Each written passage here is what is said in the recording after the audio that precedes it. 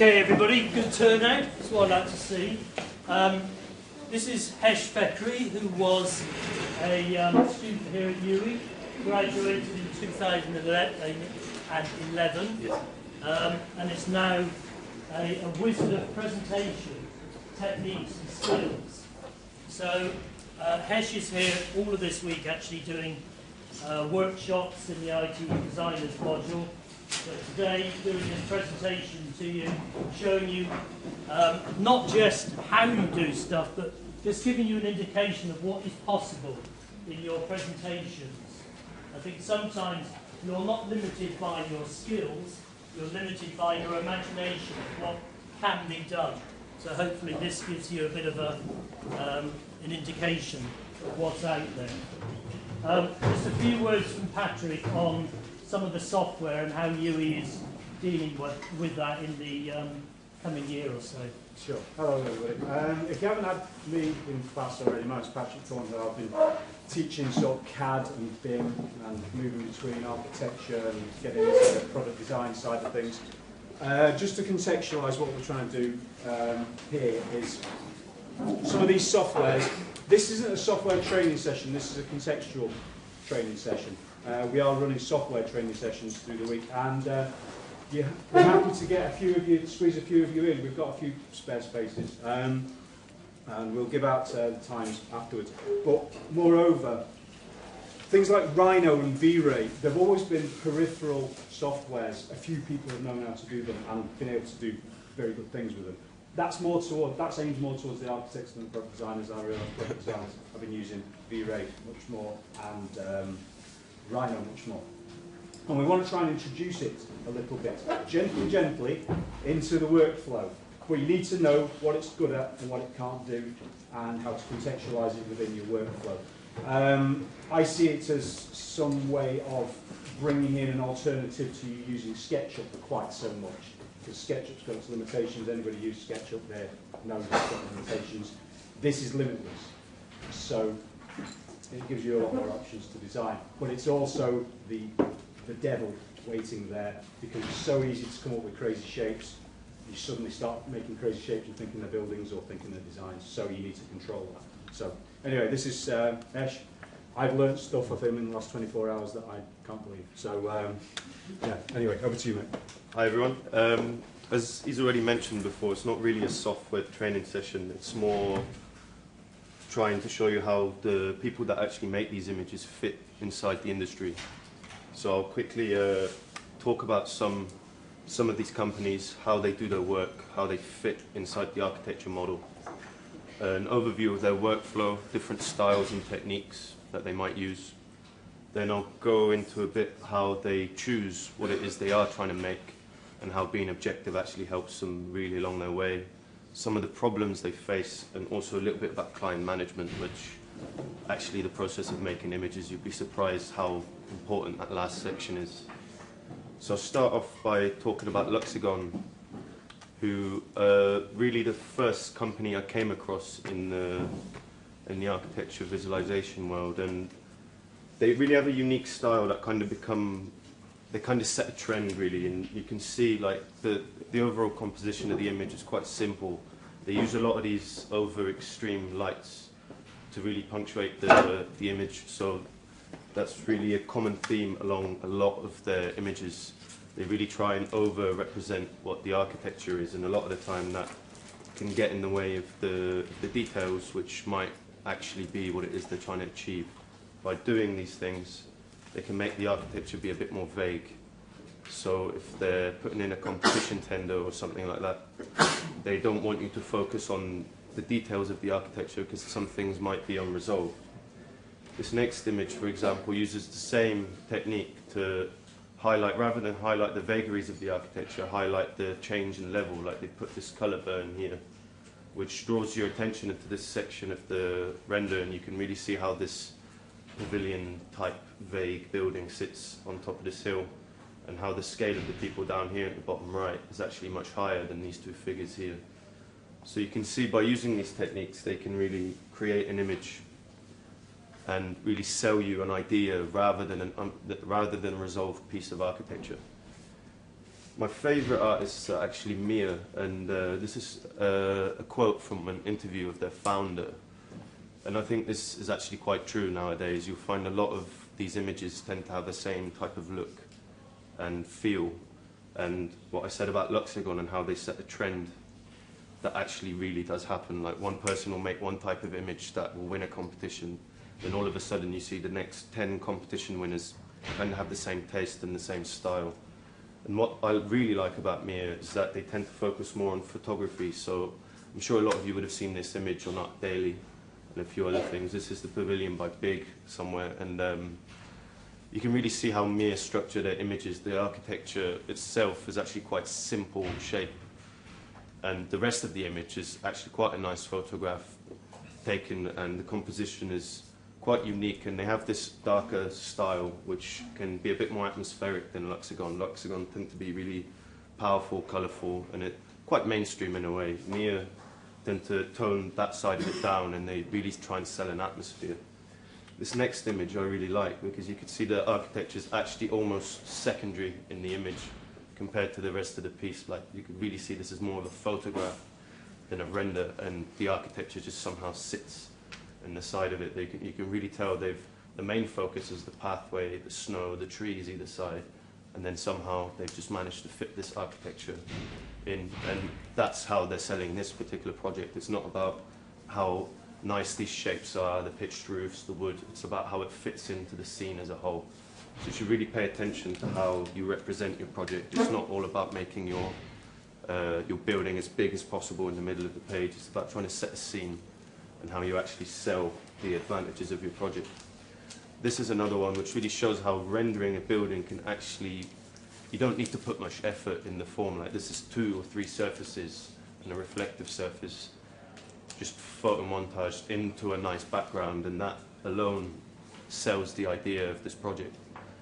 It's this really unique shaped building on the side of a cliff in a mountain range. It's not really that complicated, but it tells a whole story in a much more complete way. This is Hayes Davison. This is actually a little bit more sober than the other two, and they're local in England. Their office is in London.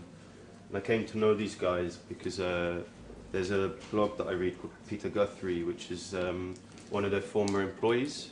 And I'd really recommend you actually look at some of these links, because you'll pick up something every now and again from one of these. And if it's only one tiny little thing, like how to change the color of something, or how to create an additional little bit of depth, or how to save yourself a minute's time, all these marginal little things that you learn add up over time, and you actually become much quicker and much better at creating an image.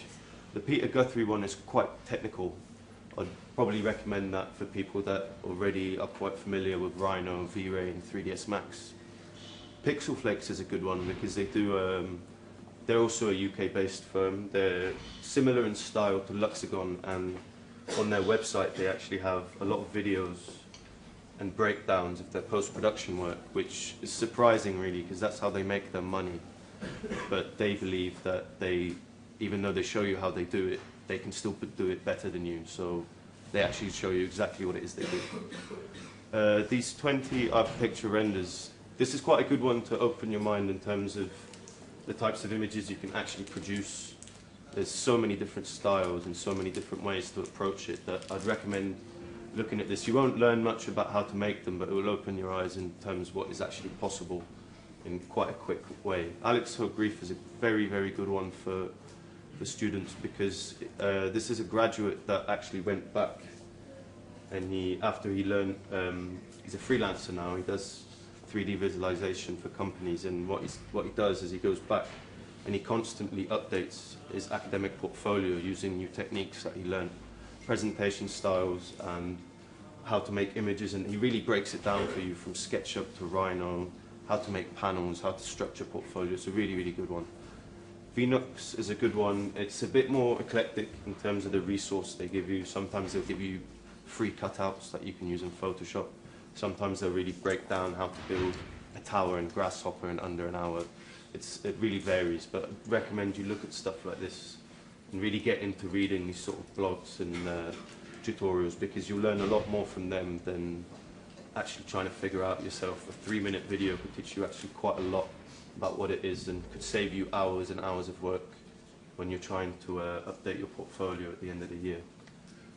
This is another company that focuses on interior rendering, and you can see it's a bit of a different approach. They really focus on detailed rendering, and it's a lot more photorealistic, but you can see the amount of detail they've gone into modeling and texturing this fabric.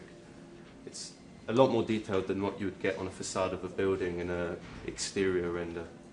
And this other company here tends to be a bit more extreme. They can really push the boundary. This guy is actually one guy, and as well as doing normal renders, he does a lot of tenders and projects for game set design, film sets. You can really see by this style that even though it's the same techniques, you can really push the boat out there in terms of production. And I'm sure some of you that have seen some of the President Medal stuff will know what I'm talking about when I say this extreme style. This is a breakdown of the Luxagon team. And as you can see, a lot of them are actually architects or designers themselves.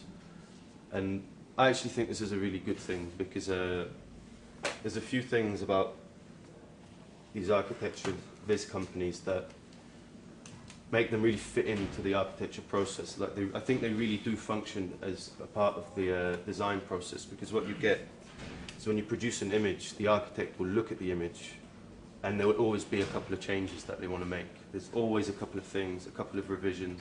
Can we make this facade thicker? The columns are too big, the floor's too wide, or all these different things.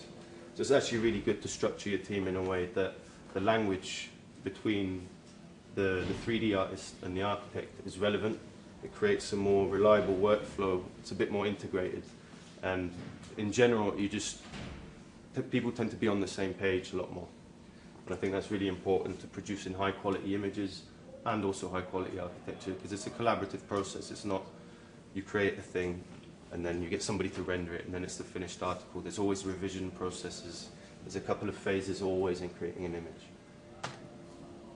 I want to go into the 3 quick styles basically that you would have come across already from some of this stuff. The first one is the photorealistic one. It has its own problems, this one, I find, because when you start rendering in photorealistic style, what you get is like this image on the left. Like you can see it's quite sober in a way, actually quite nice as well, but what you'd get is when you start rendering in this style is you start really showing a lot of your design. And if your design isn't resolved, people start asking questions. And is this glass actually not got a balustrade, or does it have a balustrade? How does it join onto here? Is this really the thickness of the frame, or is it not? Is the shelf full height? You know, all these questions start getting asked once you start going into this way. But this style of rendering is a lot more technical than the others. Like you can see this one, I put this one in because this guy is this Peter Guthrie I was telling you about, and he spent, I think, 2 months rendering different types of breads and pastries just so he can really study how a material was formed, going to all the texture mapping that I quickly went into yesterday in one of the workshops. But this is really quite technical stuff. The one on the right is more or less the same, but it's more based around lighting studies. I mentioned yesterday in the workshop that pretty much any material, reflective or not, still reflects light. And this image really captures that. You can see on the curtains aren't generally reflective, but you can still see how the light bounces off it. The books, everything reflects light. So when you start rendering in this style, you really have to pay attention to texturing, really create some studies, look at what it is you're trying to achieve. If you're trying to render an old metal vase or something, really take some pictures and study how the light bounces off it. Is there any deviations? All these type of things you really need to pay attention to. This image is using this style, and you can really see how it's constructed, like the composition of the image. He really tries to pick out the deviations in the carpet, how the books are arranged, what you get when you download a 3D model of a book or a book library. They're all really static and really, really linear, but you can just see by just arranging them in a bit more scattered manner, it's just a bit more realistic. The folds in on the fabric on this table also do the same thing. I would actually argue that the bricks in this image are a little bit flat compared to everything else. But I actually think this guy did that on purpose, so you're not drawn into the brick, but more into the material studies that he managed to formulate around the image. This is what you'd see more often, I find. You go on Arc Daily for 5 minutes, you'll probably come across some of these images. This is one of Luxagon's first images that actually got them quite famous. This one really sells their style, this really overblown, really colourful style of a couple of silhouettes. I'm not sure about the project itself, but you can see the architecture almost becomes secondary in the image because there's so much going on in the rest of the image that you've kind of sold the project by the architecture and how it sits in. Like, this could be some industrial harbour somewhere and this building just sticks out there, and this is just what the project is. And they've managed to sell that by just really creating this atmosphere around it rather than actually going into too much detail about the building. This next one is an aerial shot made by the same guy that produced that really crazy cityscape from some sort of film or something. And this one, it's not so much about the building, but about the streams of people going through the city, and he also highlights the grid and how this shape actually sticks out and creates a bit of a statement amongst all this rigid structure. The one on the end, it's a thing I come across a lot, especially in interior renders, where people really ask you to deform the camera length. And they try and do that so they can show more of the project at one time, but I actually find that's a bit deceiving. It deceives you in terms of when you're designing the scale of certain things. Like, this atrium might actually be a lot smaller than it seems there because the camera angle is so twisted that it might seem that it's really long, but it's actually quite a short space. So I'd be a bit wary of using these styles, but also you can use them to create a bit of vagary around your project if it's unresolved phase and you are trying to sell the idea rather than the resolved architecture, then maybe it's a good way to go forward. This one here is by me. I really like this image actually because they've used the same non-photorealistic way to still set a scene. It's not so much about the architecture. Like, the architecture's pushed to the sides of the building, and it's about creating this morning inside a forest type atmosphere, and they've done it by over-emphasizing certain things like the lens flare in the top left, the really overblown sunshine coming in, and just a couple of figures just to give you a sense of scale. There's not so much going on, but it really sells the atmosphere of this project rather than the detail.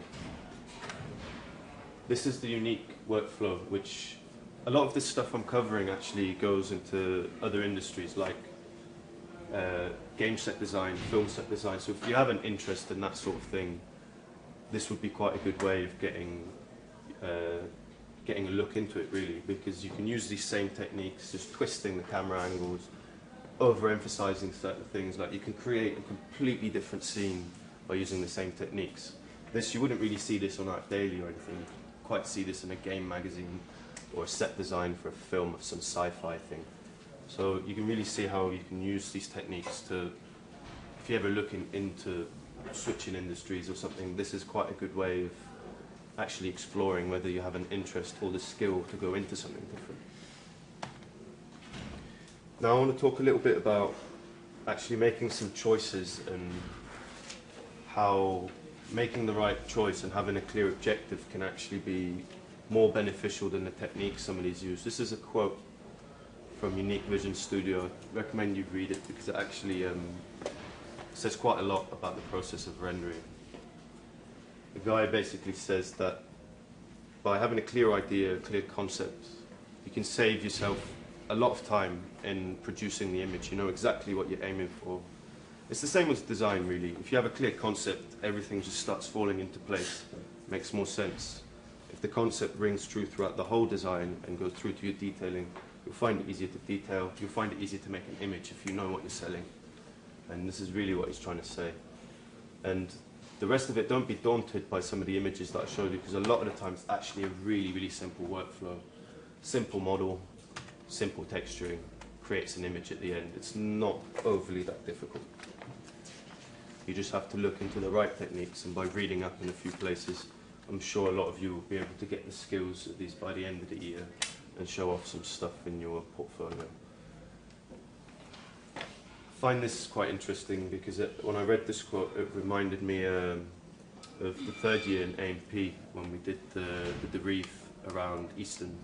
We were asked, I think it's the situations theory, where We did the derive, and then we had to find a moment, and off that moment we had to create an intervention, a design project.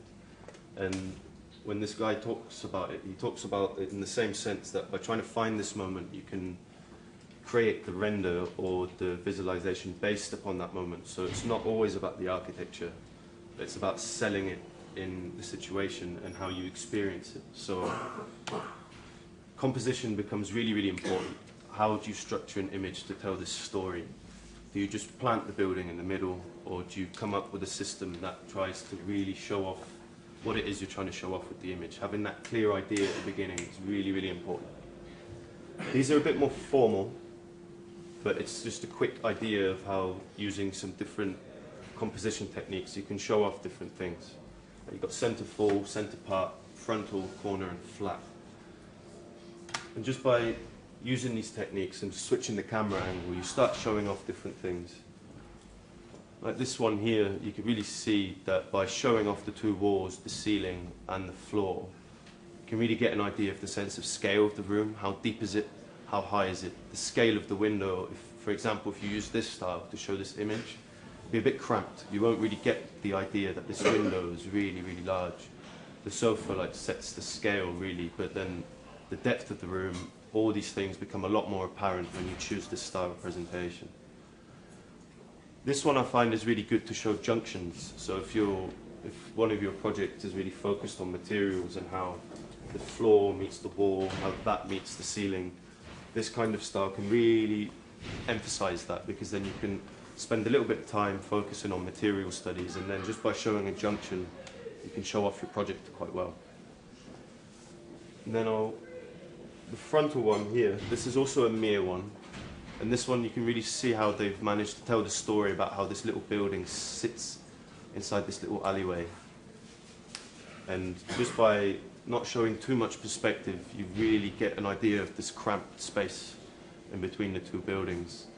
Corner can mean external or internal, and this can really show the junction of a building and how certain things make the building sit proud on the site.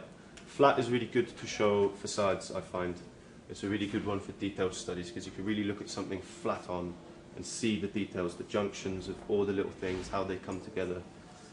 And as you can see by this image here, it's a really good way of showing. If you've got a big scale building, sometimes it's nice to just take a segment out and show somebody up close what it is exactly that you're doing. This image here is a bit less conventional, the style of composition, but the guy that made this basically wanted to give this group of buildings a bit of room to breathe inside the image, so you can really tell the story about the landscape and how it sits inside. If you can imagine if this image was chopped, for example, here, and he really just focused on the buildings, you'd get an idea of that it sits inside this green mountainous range, but you wouldn't really get the sense of scale, how alone is this group of buildings inside this landscape. So I find it's really important to get your composition right and know the type of image it is you're trying to produce before you go start producing it. It will save you some time, and it will definitely create a better result. I'm sure you've all seen this grid, Photoshop, camera phones, cameras. I suggest use it. I only started using it really after I read a couple of things, and it really helped make my images breathe a little bit. You can see in this image here how just by using the rule of thirds, he's just managed to space off a fairly cramped image, but it still makes sense. The books and the lamp just sit in these 2/3 at the bottom right. Then he's just given the rest of the image a bit of space, and it's the same again on this one. So I'd just suggest using it, and if you're cropping something in Photoshop, you can tick a little box that makes this grid appear. And just by using it and putting the points of interest where the lines cross, it can really save you a lot of time in trying to structure an image. It sounds really simple, but if you put some of these ideas into practice, it really works. This next example I'm going to show is it's a little bit of a recap of everything I've talked about, and it shows how this guy was making a simple scene for, I think it was a sci-fi film. I can't remember the name of the film, but he's putting in an idea for one of the landscapes, and he just made a little sketch image on Photoshop. You can imagine this takes 5-10 minutes to produce on Photoshop. You can show this at an interim, maybe not this style because it's not a sci-fi film, but you can make a quick sketch of the type of renders it is you do. You can show this to a client to say, okay, this is generally the rough idea of what it is I'm going to produce. Find some good reference images, really simple rendering, and then put it all together and you create this scene out of nothing. And I can imagine this probably took him 2 to 3 hours to produce such an image, and afterwards, if you get some work out of it, then that's great. This is an image I actually produced, and I want to talk a bit more about composition, because I had a lot of problems with the client in this image. He asked me to produce an early morning image, and then he asked me to saturate it full of colours and people, and there's a bit of an equestrian theme going to go on now. He asked me to put this little horse in, and I really struggled with the idea of that, because in my head an image kind of works focal points, and in the top one it's a bit more atmosphere, it's a little bit darker, the contrasts, it's a bit more clean, there's a bit less information to look at, and what they asked me to do, in my head, this is kind of what a client would see. This is a study produced about mere images. Julia D. Schlegel actually, I think she got 50 people and 50 architects to look at the same image, and she tracked their eye movements. And these are basically the results, so you can really see the difference between an architect, how they view an image in a render, compared to a lay person. You can see here the graph shows that people not only look at the architecture, but they look at so much surrounding it. So like, for example, this little structure in the corner, the people, the trees, the lens flare, all this stuff attracts so much attention, while an architect, a lot of the time, the client for some of these companies, they'll quite happily ignore this peripheral stuff and focus on the building. So I find this image, I actually use this image quite a lot when I'm interacting with clients, to show them that when they ask me to put so much people and extra things in a render, that actually might not be a good idea.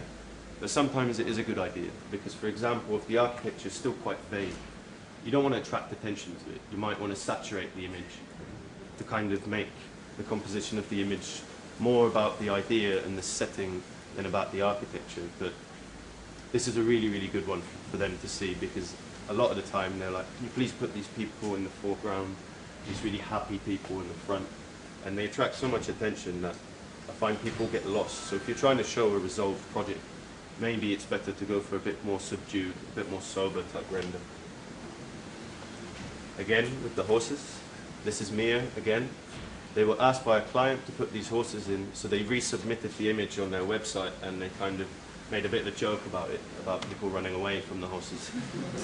So I actually, I really enjoyed this image, and I showed these two images to the same client that asked me to do this image, because, I don't know, I just found it funny, really, and it's quite a good way of taking the mick out of the whole process. Composition not only works in images, but also in portfolio. You can see this guy is really trying to tell a story about how this structure sits in the surroundings, and you just by flipping the page, you get scale 1, scale 2, scale 3, and this is actually Alex Hogre, that guy I told you about in the resources section earlier, and he actually breaks down how he made these 3 images. So it's a really good website to look at. You get a lot of information, and it's really easily digestible as well. He doesn't go too much into technical stuff, he just tells you exactly how to do it and how to produce these type of images really, really quickly.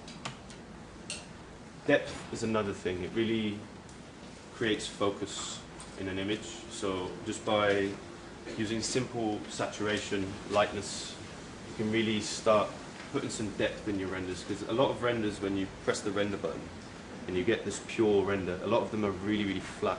Everything is fully saturated, everything is in focus, and you need to manually adjust these things so you can control where people are looking at in the image. As a general rule of thumb, the further something away is, the more desaturated it is and the lighter it is. You can see this in this image as well, and here you also have the foreground, which if the foreground is that close to you, it becomes dark and almost silhouetted. You can see quickly by just adding a little bit of blur and a bit of lightness, you can really change how somebody looks at an image, and you can really control somebody's focus just by doing these really, really simple techniques. White balance is an important one. A lot of people like these really bright images. but one thing I would say about using white in an image, that it's very rarely actually white. Normally white is where the light source is, everything else tends to be a shade of another colour. So I'd be really wary when you're making a really light object or a really light coloured render to actually control, have a good sense of where it is, how your building is actually coloured. Is it actually white, or is it off yellow, is it off grey, is it off blue? Because it can really stop an image looking really, really blown out, which you get a lot of the time. So I think a lot of the Spanish rendering companies tend to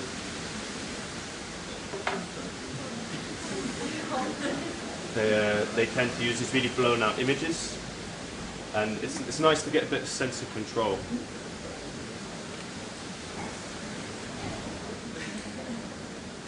The next thing I want to talk about is actually how rendering can create some problems of its own.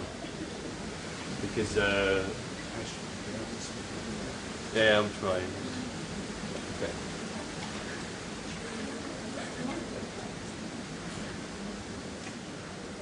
I'm sure a lot of you have seen these type of images. Basically what you get is somebody, they either overexpose an image, or they take an image of a building at night and they fix the position and take the same photograph during the day and they superimpose it on top of each other to give you a sense of dynamism in the building. Like DRI photography actually stands for dynamic range increase, which basically means you increase the dynamic range of lighting in an image.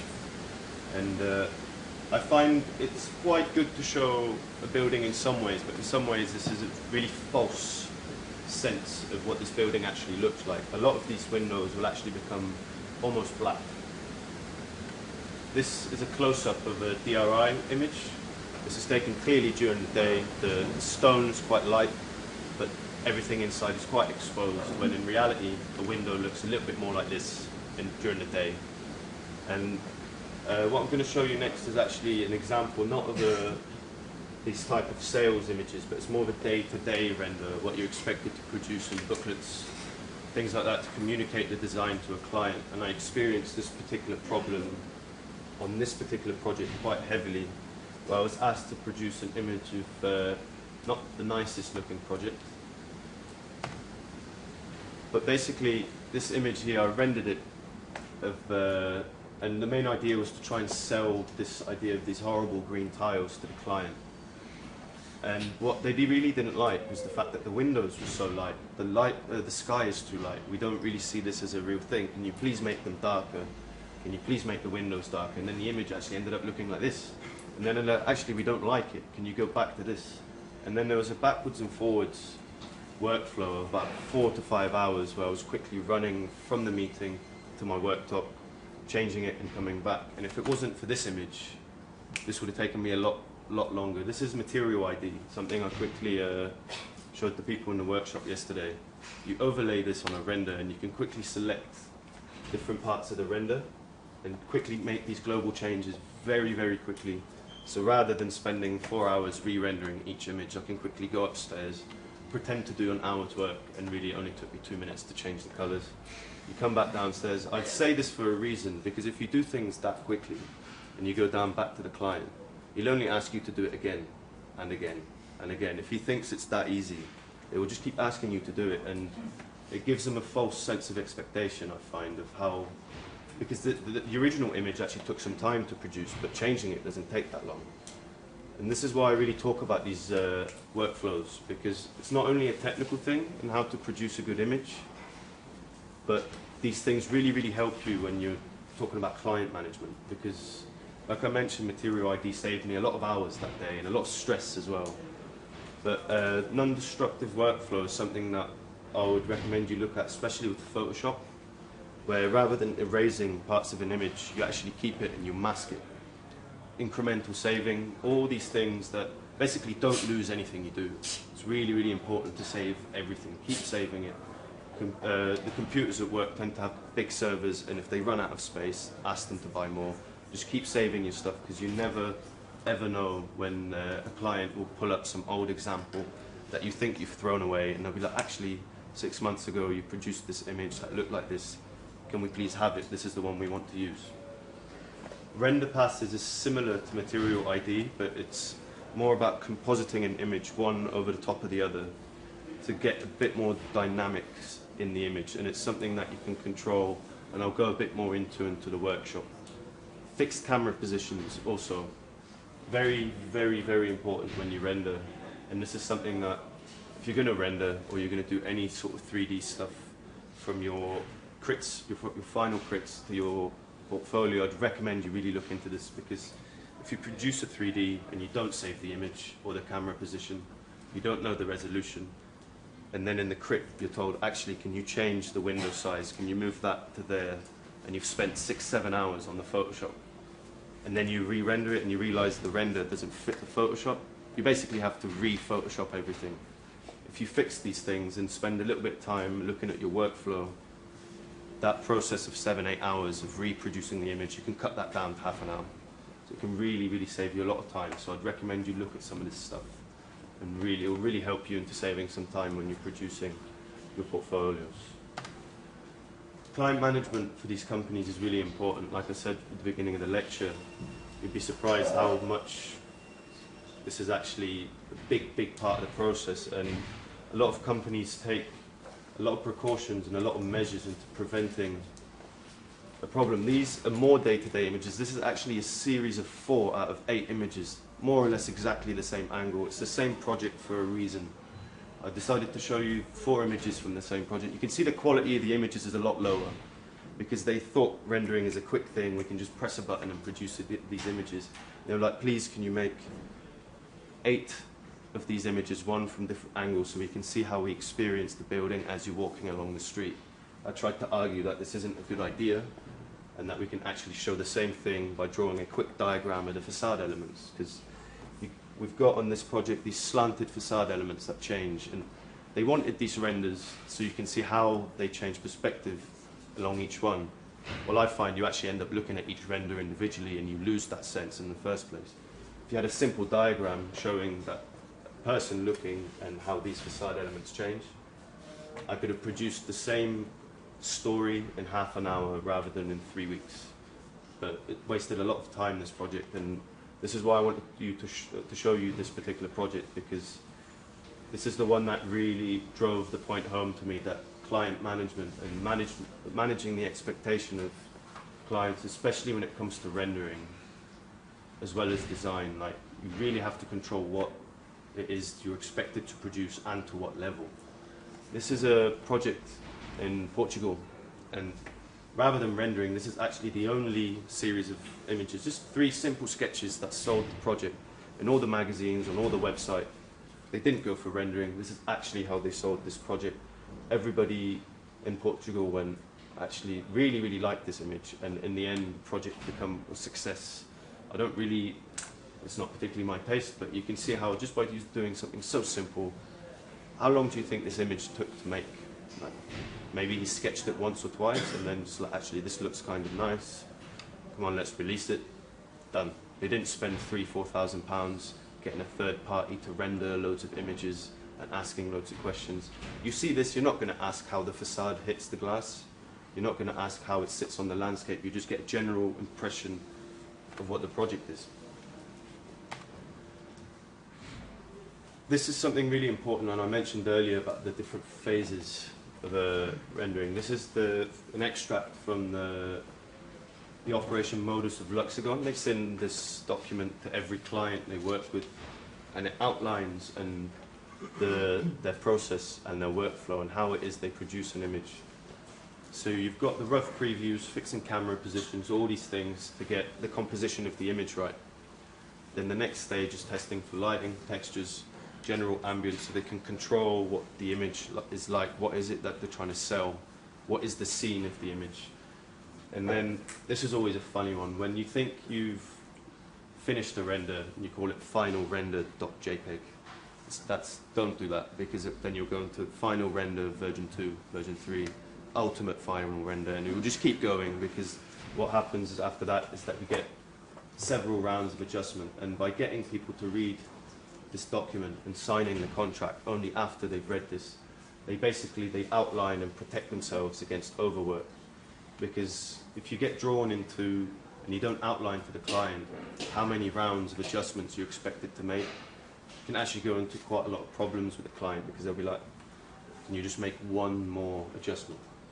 One more, please. And then, can you just change that color? Actually, we've just changed our mind. And this really protects the companies, because otherwise, how are they going to make their money if they spend 2-3 times the amount of time per image on every single image? If you've got to produce 6 images, each image takes twice as long, you're not going to make any money. You're paying your staff, you're paying for the overheads. It doesn't work that way. This is another couple of pages from the extract, and this, I find this is really important actually, because they don't only outline what it is they expect to know about the project before they start producing a render. It's really important to actually know a lot about the project. It's not like they say, okay, we're building a hotel, this is what it looks like, can you please render it? They need to be able to sell the same story that the architect is telling, because otherwise you're almost selling 2 different things. So they really like to know as much information as possible about the project. So they ask for site plans, image references, material references, and all these things. And sometimes a rendering company is only expected to, not only expected to Photoshop a render, but also to get an existing model from a company and then render it themselves and then post-production. And they outline here how a model is to be structured, and if you're going to send it to them, these are the guidelines, because otherwise they have to spend 2-3 days cleaning a model, and that's already a lot of the cost of the image just spent, and then they have to actually produce it. But this I would recommend you actually, if you download these slides, I'd recommend you look at the structure, because it actually tends to work quite well in general modeling. It's quite clean, and then you can really control things in a separate way. So I'd recommend you study this little diagram and just have a look at how they build a model and how it is that they go from that to rendering. This is from Vinox. This is the pricing strategy, and you can see there's no pricing actual numbers, but what they do is they break it down into 4 different categories, and how these categories actually fit into each type of image. You've got conceptual images at the top. So is it photo montage? Is it just a sketch? Is it design, or is it real actual CGI? Because these are take all different amounts of time, and different projects require different things. So they've made this matrix so they can really show it to a client. And after that, they kind of figure out where it is the project sits, and then they negotiate a price based on how many images, the level of detail required, and whether it's for publication, or is it just for web release, for newspapers. All these different things matter, because you're producing at different resolutions. If you produce a larger resolution image for, say, a printout on a building site, it sounds silly, but it takes twice as long to render. It's twice the resolution. So all these different things factor into pricing, and it's important, if you're going to get into this line of work, to really understand these mechanisms, because otherwise, when you first start working, you'll realize, oh, actually I'm charging £500 per image. And then you realize that's nowhere near enough, because you've just didn't take into account the revisions, the pricing, what you're expected to do, and you end up working for 2-3 weeks on one image to get £500. It's not really that profitable. Now I'll go into a bit more general theoretical stuff about rendering. I'd recommend, if you can't get a hold of this book, please try it. It's an amazing, amazing book. And in general, Club produce a few, I think they call them bookazines. It's kind of a mixture between a book and a magazine. It's kind of informal, but they break down some topics in a really easy to read and digestible way. In this particular one, they talk about rendering. I think they've done one about big architecture, they've done one about brutalism, done one about Apple. So I think they're only £15 per issue, so I'd recommend you look at this company and just see if you can get any of their books. This is a list of some of the chapters from these books that I thought was quite interesting, and you can see how many of them there are. For example, at the top, number 18, the article The Happy People goes into how architects, when they ask you to render, and they say, oh, could you please put some people in, and you just put a random person in, they're like, oh, why don't you get a happy, nice, young, attractive person? And they really start changing the demographic of basically the city. You could be rendering in Albania or in Ethiopia or somewhere, and they don't really sometimes it's important to get the demographic right, because you are selling a story not only to the client but to the public. If these images get to the public, they need to understand that it fits inside the local context. There's another one quite near the bottom where it says rendering tries to transform architecture into an expendable commodity. What I've noticed recently is that in Art Daily, they've actually for a while they stopped showing competitions on there because it was getting to a point where so many people were spending so much money on these renderings trying to win the commission, and nobody was getting anywhere with these competitions. It was competition winner, and none of these were actually becoming real projects for money issues or whatever other issues. And spending 5,000–6,000 on rendering and creating these fancy images of this architecture that looks grand, and then it eventually disappears into nothing. It's not really that profitable, and it's not sustainable. So you can see this book really explores some of these issues. The copy-paste, number 62, I think. That's quite a funny one. It talks about how people expect you to recycle material and renders. If they say, we're making another housing block in Russia, can you please take this housing block we've created before, cut it out, put it in the render. And it's about this copy-paste culture inside architecture and how sometimes that could be a bit counterproductive. This is an image from the book, and they took a render, I can't remember from who, but they basically redid the same render and how they think it could actually look like. So you can see the one on the left, it's like, I don't know, it's like a car park or something, all these happy children, people walking around. They actually think it would look something a bit closer to what's on the right. Really horrible facade, grey, graffitied walls at the bottom, no lovely sign, two depressed people walking to work with their heads down in the fog. You can really see how rendering sells you the wrong idea of the project. This is Luxagon. This is actually the realized project. It doesn't look, you can see it's the same project, but it doesn't really have the same atmosphere. It's not reflective. It doesn't have this shine and sheen about it all. And I think this is actually quite close to reality, because this project that I showed you earlier actually looks like this in reality. Like, it's nothing, almost nothing like it. And you can really see how by selling a project as one thing, there's so much work left to be done that you really have to be careful about how you represent the project and whether it is what it is you're actually set out to achieve in the first place. So basically a little bit of word of caution with rendering. Like, sometimes it is actually better to produce something that's a bit more vague. This one is I was actually surprised the client even accepted this as a submitted image, because it's so vague, you don't really see anything. Like, this could be Birmingham, could be Manchester, could be anywhere really. Could be a car park or a library, but you get a general idea of the scale of the project, the kind of fancy kind of pattern on the facade, and the fact that it's next to some sort of underpass or railway.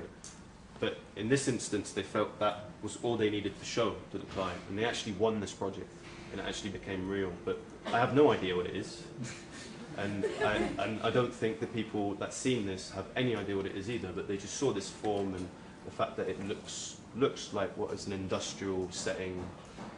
And you know what I mean, sometimes it's good to be vague, but sometimes it's good to have a bit of clarity. So it goes back to that quote where he said it's really, really important to know what it is you're trying to achieve before you set out to try and make it. That's it. Thanks.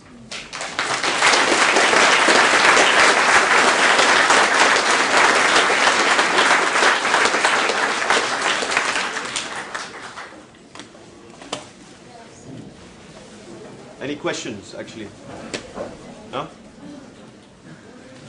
No questions. Yeah, there was an image you showed of, I think it was a theatre. There was two aerial shots and another one that was perspective. Yeah. Where can I find out a bit more about that? Which one? Hold on. Yes. This one. This one, if you go to...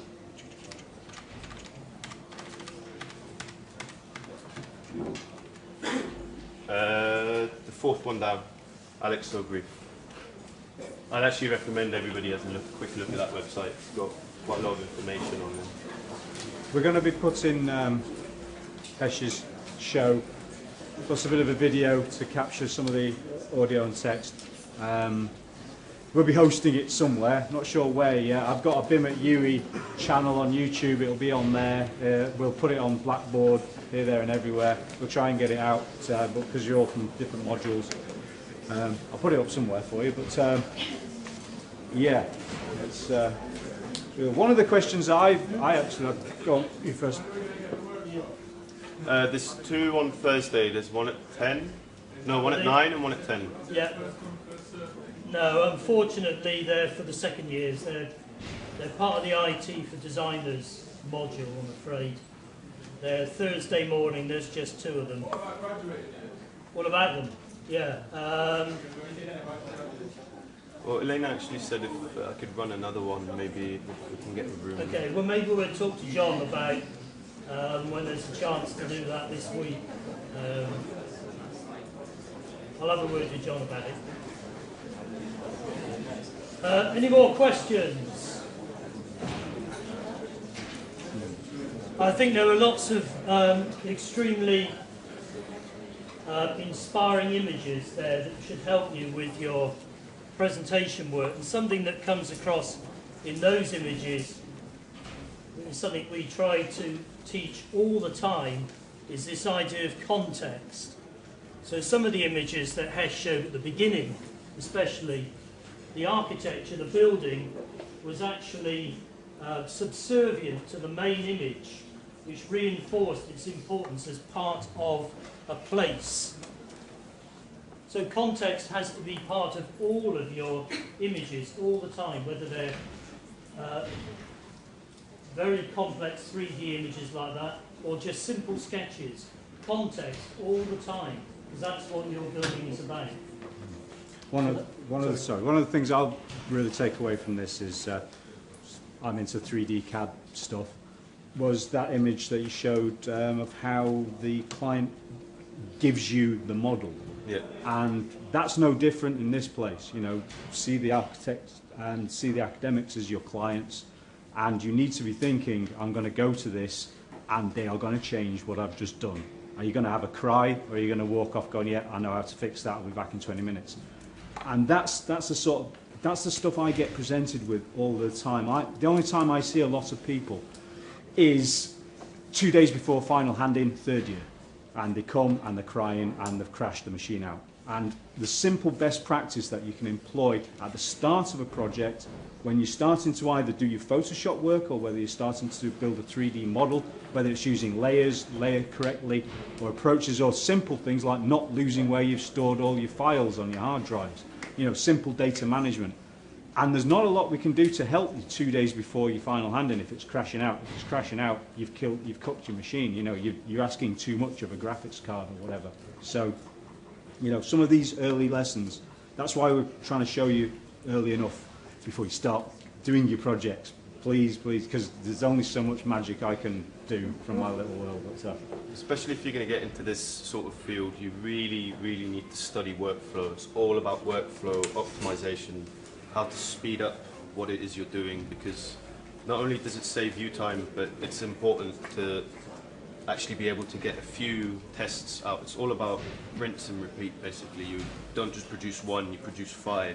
You see the best one, you talk about it with your client or your boss, you go back, you do it again 5 times. It's a lot of repetition, so you need to get into workflow, saving your files. Just make sure you have a structure and a clean, organized way, because otherwise, if you're going to get into this stuff, you'll cause a right mess if you don't have a logical way of arranging what it is you're doing. So you were saying that an image costs $5,000, or what you said, £500 an image? That's cheap. Yeah, that's really cheap. One, like for Luxagon, they can charge anywhere between 1,500 to 5,000 per image. Okay. And that really sets the tone, and that's what I was saying at the end about these competitions and all these people that spend loads of money on rendering, and then they win the project and then it goes nowhere. It's not the most sustainable, so maybe sometimes it's better to actually have something a bit more subdued, not as comprehensive.